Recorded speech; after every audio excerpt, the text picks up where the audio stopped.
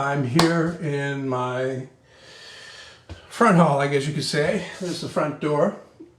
And this is the coat closet that's right beside it. And I want to put this frame that I already screwed together. I screwed it together out in my shop and I brought it in like it is right now. And the first thing I want to do with this rough opening is to check to see if it's actually square. And I know it's not because the walls, when they were framed here, they followed the floor, and the floor is not level, so the frame or the opening is not level either. I confirmed that with my square, and I can see that it's going up on that side. But when I put the frame in, I don't want it to look strange. If it's out of level when you compare it to the ceiling, it's going to look bad. So I would rather plane the top of the door to conform to that upward sweep if the ceiling is doing that. This ceiling was built afterwards. It's kind of a bulkhead down below the original, so it might be level.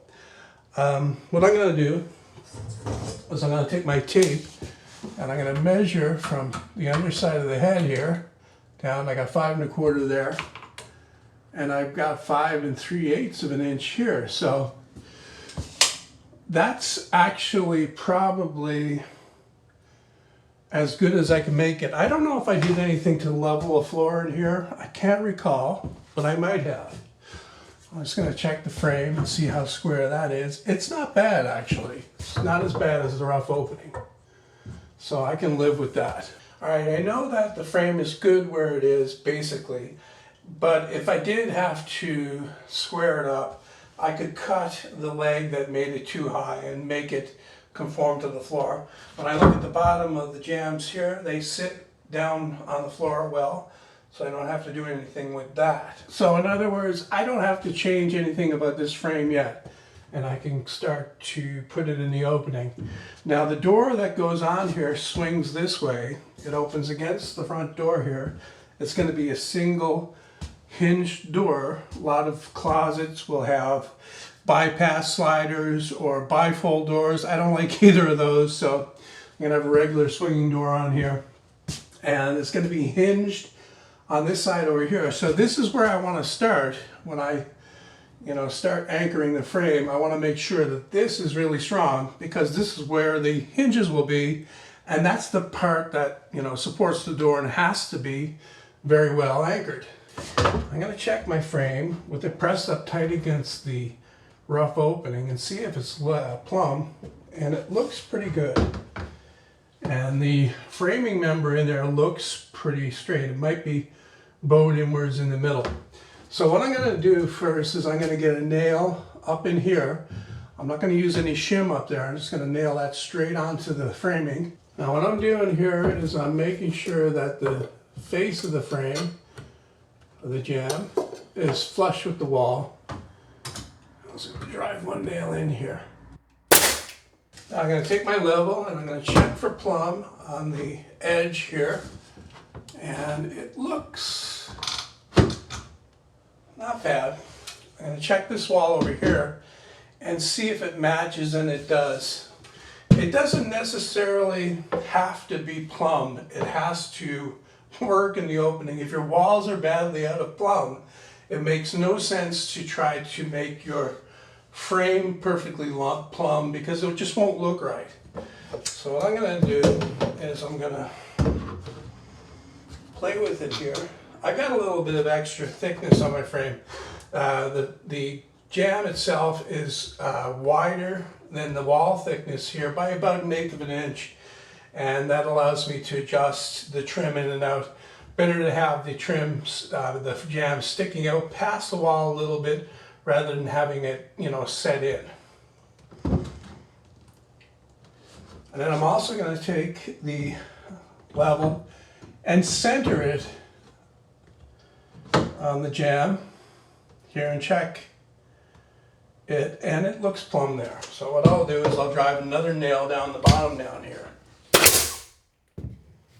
All right, so like I said, it's bowed inwards a little bit in the middle here. And I'm using my level. It's kind of a straight edge. I'm just going to stick a shim in and see if I can't get it straightened up. And that looks not too bad there. All right, what I've got here is a piece of board that's very straight on this edge, so I can use it to check and see if my jamb is actually straight here. I can see that it's dipped in a little bit here, and it's actually bowed out a little bit here where that knot is. So what I'm going to do is I'm going to drive a nail in here, pull that in, and then I'm going to get a shim in here to push that out a little bit. Now I made these shims on my shim jig before I even came in here. Of course you can buy those things, but nice to be able to use up the scraps that you have. So shove that in, it comes in, and then drive another nail in here. What I have here is a spreader that's the same distance. Well, it's supposed to be the same as up here. It's 30 1/4 is what I made that. I could probably force it in, but I won't do that. And what I'm going to do with this is I'm going to use this to space the other jamb properly from this one over here. And I'm going to use shims to pack it out. I'm going to use 2 shims. I'm going to use them opposing like this so that when they go in, they provide a flat surface right here for the thing to sit on.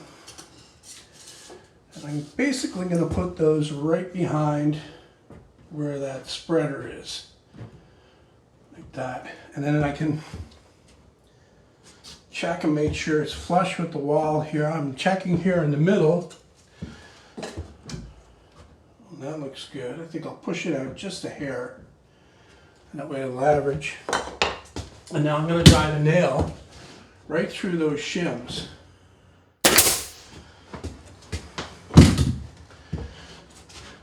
Take the spreader out and I'll use it again on the bottom, and I'll also use it in several other places to make sure that it's straight, or I could also use the straight edge to check to make sure that this jamb is straight. The other very important thing here, I don't have to check and make sure it's plumb this way. I do have to make sure that this one matches this one. I have to, when the door goes on here, it has to close up against the stop on the inside here correctly, as long as the door is straight and flat and the frame itself is put in properly. That should happen. So I'm just going to check that now and make sure that both of these match. And then I can get it nailed up on top as well after I shove the shims in there. Now, once again, I'm down here on my knees. I got my spreader to set the bottom. Put that in. And then stick my wedges in where I want to drive the nails.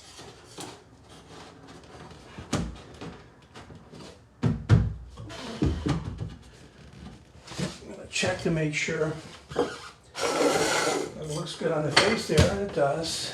I'll just drive a nail in.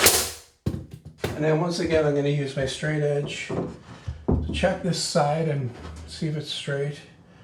Here I can see that it's bulged out a little bit here because there's a knot in the edge. So I'll pull that in, and I can see that it's bowed in a little bit towards the bottom. Here I'm driving the nail in before I put the shims in. And what that does is it pulls that part of the frame in so that when I put the shims in, I can actually push it out to where it needs to be.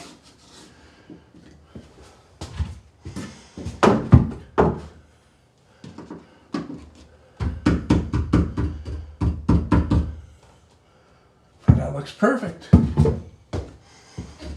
Let's drive another nail in to hold those shims in. Okay, I want to cut off the excess shim. I generally do that with a knife, or if they're too thick, I'll do it with a handsaw. And at least more than once I've done it with the grinder actually, and the abrasive blade. Okay, well that about wraps this one up.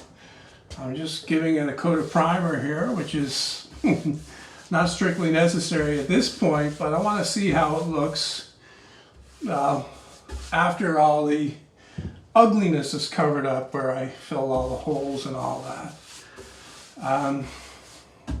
I don't have a door for this yet.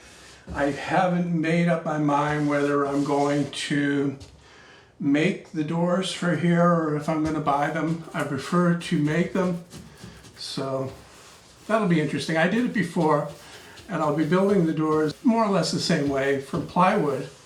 Anyway, I hope you enjoyed it, hope it was helpful, and I'll see you next time.